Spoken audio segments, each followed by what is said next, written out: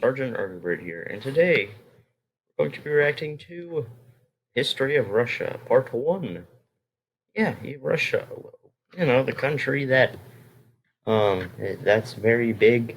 Um, the one that almost, blew up my country, 50 times. Um, but yeah, anyways. This was made back in 2015. That should be cool. We just finished the Napoleonic series. So, yeah. A History of Russia, Part 1. Hopefully this one is in the correct order. For thousands of years. Jobs in the black community? That's cool. I want to... Yeah, because... What kind of ads are these? Why am I getting an ad about jobs in the black community? Don't they have, personalized ads? Does Google think I'm black? Anyways, okay, let's get to it. The lands known today as Russia and Ukraine. Oh, it's a modern map. Were inhabited by nomadic tribes.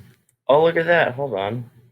The lands known today as Russia. Look, they show Russia controlling the Crimea. Cool. Ukraine were inhabited by nomadic tribes and mysterious Bronze Age cultures. The only record they left were their graves. Oh. In the great open grasslands of the south, the steppe, they buried their chieftains beneath huge mounds called kurgans. The ancient Greek historian Herodotus called these people Scythians. Oh yeah, the Scythians! I know about them because I played Civilization 6, which actually isn't a very good game. Civilization 5 is much better, but I've never played it. Their lands were overrun by the same nomadic warriors who brought down the Roman Empire. The donkeys! The land was then settled by Slavs. How dare you? They shared some language and culture, but were divided into many different tribes. Oh, wow. Pomeranians. Oh, that's interesting. Yeah, some of them we can recognize today. Croats, Serbs. Wait, Slovenians over there? Yeah, there's also Pomeranians. That's interesting. Poland? Is that supposed to be Polish? And then, Czechs, that's obvious. Czechia. Ilmen Slovenians. Well, that's interesting. Isn't, Slovenia a country right over there? In the Balkans? Vikings from Wait, there's Poland's over here, too. And over there, that's cool. Scandinavia, known in the east as Varangians, rode up Russia's long rivers on daring raids and trading expeditions. According to legend, the East Slavs asked a Varangian chief named Rurik to be their prince and unite the tribes. He accepted and made his capital at Novgorod. His dynasty, the Rurikids, would rule Russia for 700 years. Not necessarily Russia. They've had lands they had a tiny fraction of Russia, and then they had lands outside of Russia, like in Finland, I think. His people called themselves the Rus and gave their name to the land. Kievan Rus. Rurik's successor, Oleg, captured Kiev, making it the capital of a new state, Kievan Rus. Cool. A century later, seeking closer ties with the Byzantine Empire to the south, Vladimir the Great adopted their religion and converted. Vladimir. That is a very old name. To Orthodox Christianity. He is still venerated today as the man who brought Christianity to Ukraine and Russia. Nice. Yaroslav the Wise codified laws and conquered new lands. His reign marked the golden age of Kievan Rus. It was a... I wish you would show an accurate map of the lands that they had. Oh look, it shows different countries. Hungary, Poland. Amongst the most sophisticated and powerful states in Europe. Wait a minute, they're calling it Muslim Spain? What? That's a bit ridiculous. Okay. That would be like calling the Byzantine Empire Christian Turkey. What? Anyways. Yeah, let's continue. But after Yaroslav's death, his sons fought amongst themselves. Kievan Rus disintegrated into a patchwork of feuding princedoms. Darn! Oh, look at all those. Oh! Chernigov, isn't that like a city? Just as a deadly new threat emerged from the east. Oh, the Mongols! This is like the 1200s, that's when they invade. The Mongols under Genghis Khan had overrun much of Asia. Now they launched a great raid across the Caucasus Mountains. Oh, my cat. I don't even know what he's doing. That was weird, because I was told, like, I always thought that, the Kievan Rus was a strong empire, and then the Mongols knocked them out. I guess I'm wrong. And defeated the Kievan princes at the Battle of the Kalka River. No, But then darn! withdrew. Wait, what? 14 years later, the Mongols returned. Oh no! A gigantic army led by Batu Khan overran the land. Cities that resisted were burnt, their people slaughtered. I'm confused though, like how the heck does the Mongols have so many troops to like continue to, have garrisons in all their cities at the same time, invading all these different countries at the same time with this humongous front line, and while occupying all these millions of people? How is that possible? How? Like, it's just wow. The city of Novgorod was spared because it submitted to the Mongols. Wow. Its prince, Donkey. Alexander Nevsky, then saved the city again, defeating the Teutonic Knights at the Battle of the Ice. Maybe the Teutonic Knights. I thought the Teutonic Knights would later become Prussia and create Germany. The Teutonic Knights were pretty much like crusaders who were who didn't like the pagans very much and tried to eliminate them and put Christianity everywhere, Christianity. Battle of Fought the above Ice. a frozen lake. That is actually really cool. Wow, just imagining that. A battle over Remains one of Russia's most revered heroes. The Mongols ruled the land as conquerors. Yeah, looks like I don't know if this is supposed to be a connection or anything, but usually they show in the medieval times this picture of people with that circle around their heads, and usually that means they're holy or something like that. Maybe that's something else, but if it is, that would be really cool. The Mongols ruled the land as conquerors.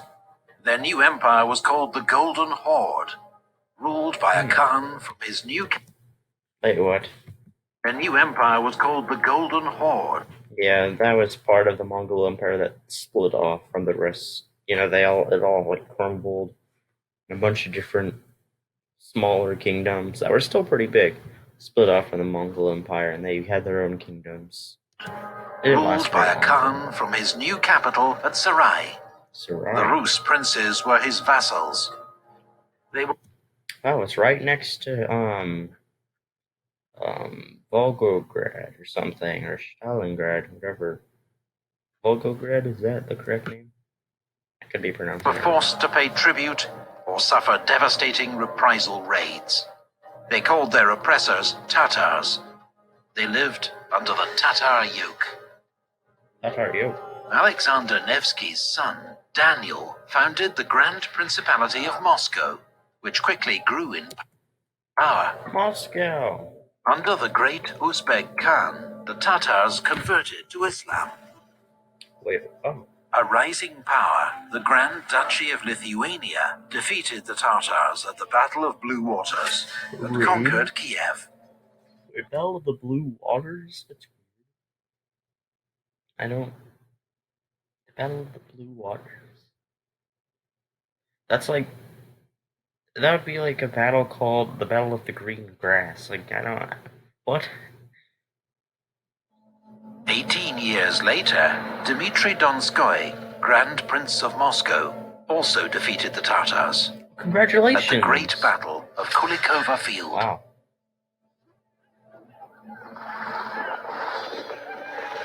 After years of infighting, the Golden Horde now began to disintegrate into rival khanates. Constantinople, capital and last outpost of the once great Byzantine Empire. No, it's 1453. That's when it falls. Darn. The Byzantine Empire was so cool. Also, it's slightly inaccurate. The Byzantine Empire still had a little bit of like land in Greece, right? They had there. Yeah. Oh no! Don't fall. I almost don't want to play the video because I know what they're gonna say. Okay, I'm playing it. Fell to the Turkish Ottoman Empire. No. Some hailed Moscow as the Third Rome, the seat of Why? Orthodox Christian faith. Now, Does it seem like? Oh, because of religion. Oh no. Wow. Okay, I'm just looking at this right now. Look at, follow my mouse. What is that? What am I looking at? That is not what that looks like. Polish-lithuanian does not look like. Oh, okay. Let's continue. Rome and Constantinople had fallen. Meanwhile, the Grand Princes of Moscow continued to expand their power, annexing Novgorod and forging the first Russian state. Oh. At the Ugra River, Ivan III of Moscow faced down the Tatar army and forced it to retreat. Wait, Ivan, is that the Ivan the Terrible the kids are talking about nowadays? Let's have a look. Let's have a look. Russia had finally cast off the Tatar yoke. Good job. Under Grand Prince Vasily III, Moscow continued to grow in size and power. His son, Ivan IV, was crowned the first Tsar of Russia. He would be remembered as Ivan the Terrible. Why was he terrible? Pretty rude. Ivan conquered Tatar lands in Kazan and Astrakhan, but was defeated in the Livonian War by Sweden and the Polish-Lithuanian Commonwealth. Ivan's modernizing reforms gave way to a reign of terror and mass executions, fueled by his violent paranoia. Well, now I think I know why he was called Ivan the Terrible. Russia was still vulnerable. Raiders from the Crimean Khanate were able to burn Moscow itself. How do you do that, though? How do you go all the way over there? But the next year, Russian forces routed the Tatars at Molody, just south of the city. Cossacks now lived on the open steppe, a lawless region between three warring states. They were skilled horsemen who lived freely and were often recruited by Russia and Poland to fight as mercenaries. Ivan the Terrible's own son, the Tsarevich, fell victim to one of his father's violent rages. Bludgeoned to death. Wait, what? What? Fell victim to one of his father's violent rages. Bludgeoned to death with the royal scepter.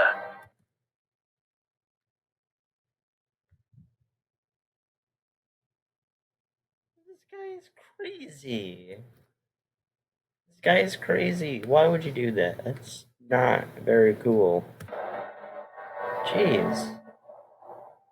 The Cossack adventurer Yermak Timofeyevich led the Russian conquest of Siberia, defeating Tatars and subjugating indigenous tribes. In the north, Arkhangelsk was founded. For the time being, Russia's only seaport. That's how you pronounce it. Okay, wait. I have to see this. Arkhangelsk was Arkhangelsk.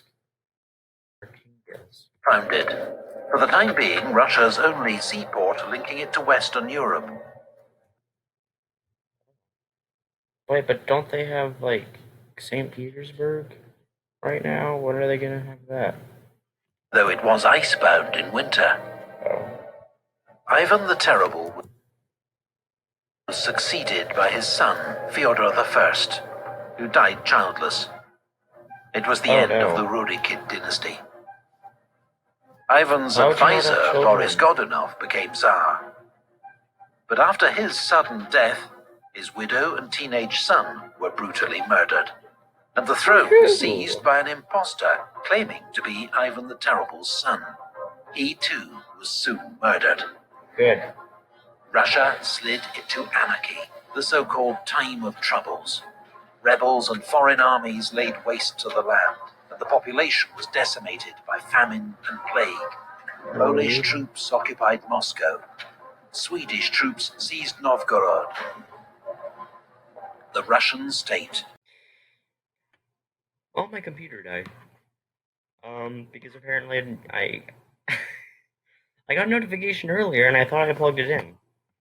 But guess what, guys? I didn't plug it in for some reason. Because my memory is terrible and I don't know what I'm doing. I thought I plugged it into the wall, but I never plugged it into my actual laptop. So that's cool. Luckily, my application was fortunate enough to save the previous, video. Seriously, all I needed was, 30 seconds. 30 more seconds, and then I would have been done. Come on. Anyways, troubles of times of troubles. Stuff happening in Russia. Bad stuff. Bad stuff. Swedish, Polish people. The verge of extinction. What? The Russian state seemed on the verge of extinction. That ain't good. At all. Oh, to be continued. Okay, I guess.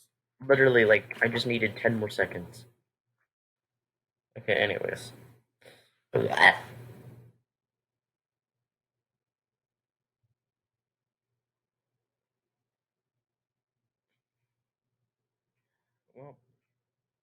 yeah, there we go, guys. We'll be doing part 2 tomorrow. Oh, just kidding, we won't. On Sunday, I think. Yeah, I think on Sunday, unless not here. Who knows? Maybe I will be here, maybe I won't. Yeah, goodbye. Hello everyone, if you enjoyed this video, make sure to like it and subscribe to my channel. And turn on the notification bell thingy. And if you didn't, then make sure to leave a thumbs down. Oh yeah, that would be greatly appreciated. And while you're at it, go ahead and watch my other videos. They're probably just as good, and if not better than this one right now. Except for my oldest videos, don't watch those. And, subscribe to these people down here, my fellow sergeants. They're other YouTubers that I either know or I have in high regards. Yeah, even my cat agrees. So, thank you for watching, and have a great day.